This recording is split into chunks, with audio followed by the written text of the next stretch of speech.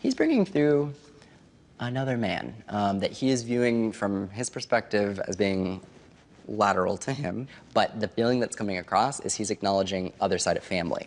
So there's a reference basically to this other, seemingly like a grandfather figure in the way this comes across. I don't know why that is, but for whatever reason, they seem to be making a connection. For whatever reason, I think we have like one grandpa and the feeling is like bringing in the other to kind of help communicate. I don't know what this is. They're having me reference to coaching, and then they're showing me swimming. He's having me bring up a reference to a medal, which isn't shocking. I know who you are. But I feel like they're referencing to like what looks like a lap. But this is coming through in a weird kind of symbolic honorary kind of a way. He's showing me a vision, and basically the feeling is I'm thinking out loud, like I'm connecting to him before I'm about ready to do this. And the feeling is like, he's having me acknowledge, I was here, I was here, I was here. But there's a feeling of like, before we take a dive, before we go and do a lap. There's a weird feeling in the way this comes across of just one instance. It's not like every time. But I feel like you could have had a grandfather like try to come through to you as you were swimming. And it's coming across in a bit of a strange way, but it might have been like a monumental event, like a big, time frame. And the feeling is like, though I'm not here physically, I'm with you and I'm thinking about you before you do this. And he comes through and acknowledges being so proud of you for you being able to take the steps and do this and handle this, but he knows that he was thought of. And the feeling is like, I'm with you as you do this. Does that make sense? Oh, wow, yeah. So there's that. Do you have someone who's passed away before their time, like at an earlier age? Yes.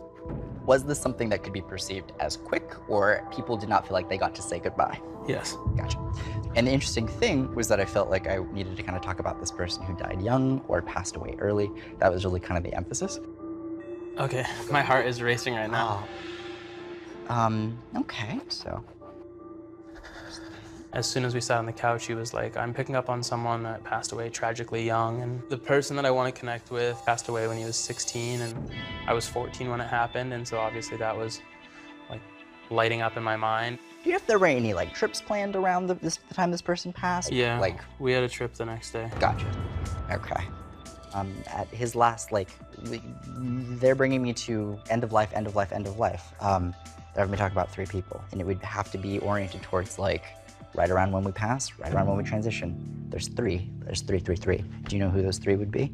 I do. Okay. One of the 3 people is me. It's you. One is my friend Colby. Okay. And one is my friend Grayson. Gotcha. The 3 of us were part of like a much bigger friend group, but the night that my friend passed away, the 3 of us were there and witnessed it, and we're part of it. I'm so sorry. And then he's having me acknowledge, I don't know if you know about this, but there's a feeling with this of being honored in 2 separate places. Yep. Typically, we'll do one big memorial and then we move forward, but the feeling with this, he's showing me being loved and he's showing me having connections in different places. There would be 2 for me. There would be 2. So that seems important, and there's an appreciation behind this. For some reason, he's having me acknowledge a group of people, and then he's having me acknowledge a color and like a group color thing that would have been done in a memorial type of way. So for example, if like everybody wears one color, or if everybody releases a balloon of a certain color. Yeah, that makes sense. All of our group of friends wore yellow bandanas, had yellow bandanas during this memorial. There was no way that he could have known certain details, like the 2 memorials, which rang true for me with spreading his ashes in a second location, and like the color thing with the bandanas that all of us wore. We wore matching colors, and it was just things that, I don't know if anyone could have picked up on them without having that gift. So the love life is definitely of interest to me. Love life-wise, okay, let me see where we're going with that. Okay. There's a situation basically where someone gets accused of doing something that they didn't actually do. I have to assume this is probably a situation that's already passed. This feels like there were some deception around exactly how that went. And the feeling is basically to move on and be able to move forward from this. But it's kind of a process of learning how to trust again. It's kind of the way that I would describe this. That makes total sense. I had a terrible divorce. Okay. And I fled from that situation. Right. So I kind of always am thinking like, oh, how nice it would be to be with somebody, and then I stop myself because that could happen again. Right. But it is not going to limit your future. in your love life, and that's important. It was very, very hard. Yeah, I would imagine. And you know, in those situations, a lot of things get said that, being a public person, there are things that you can't fix. You can't publicly say that that's not true. So that definitely rings true. I understand, absolutely. There's so little that people actually know about that period in my life because I wasn't sharing it with the whole world. It was a very difficult time for me to sit and not stick up for myself and not say anything. And to actually sit across from Tyler and have him tell me to my face, like, what actually went down, what actually happened, it was very emotional just because there are so few people that actually know how I felt and what I was dealing with. So this isn't like a car accident thing, it's not that. But they're talking about a vehicle, but putting this around someone's like last moments, one's life. It feels weird. Does that mean anything?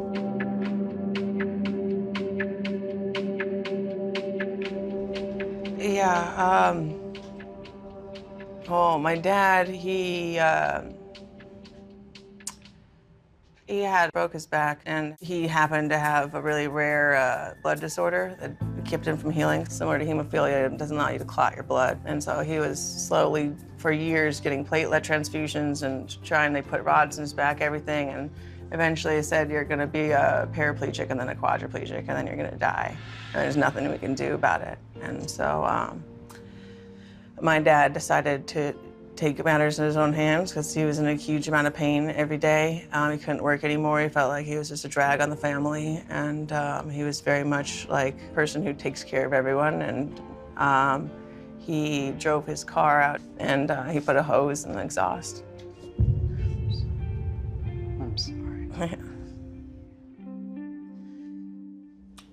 I was 8 years old. I remember that when he passed, I would just try to just tell myself that he was on a business trip and he'd be back. And that was my way to cope with it.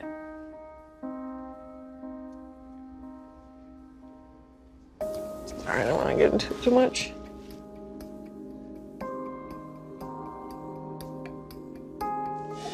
I have this person coming through, and I don't know what this would be in the way this is coming across, but I almost feel like I don't know if people acknowledge that this person was invincible, or that they thought that they were invincible, or what this is in the way this is coming through, but I basically have to bring up someone that I would be acknowledging as being passed away. The feeling is life gets cut too short, or like someone passes away before their time, either middle age or earlier. Definitely, yes. Okay, I'm snapping my fingers at this when I'm talking about the timing of this passing. The feeling is like this is someone who's strong, who shouldn't pass away when they do. And there's That could make a lot of sense. Okay.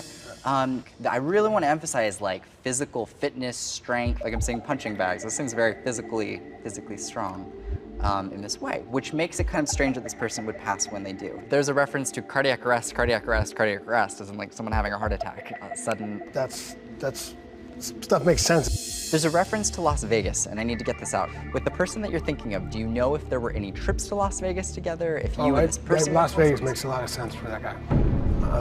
His name is Mike Lemke. He was a friend of mine. We fought together. We both fought out there, and it was one of the things. It was a shock. I mean, he was a young kid, and he was sparring with a friend of his, and you know, he got hit, didn't feel good, walked to the side of the ring, and hit the floor. Had a heart attack. And then around kids, okay. And teaching.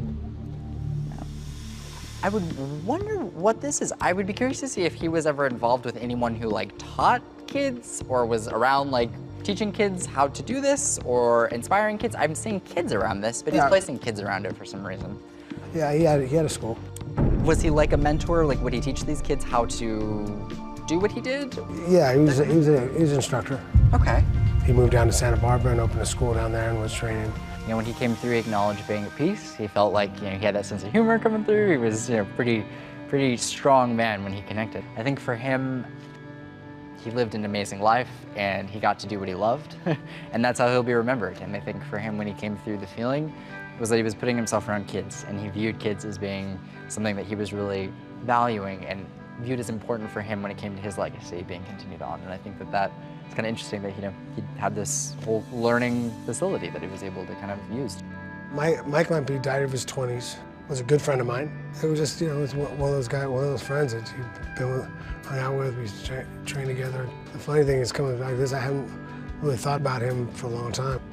It was interesting, made me think, it made me remind me of him, think about him again.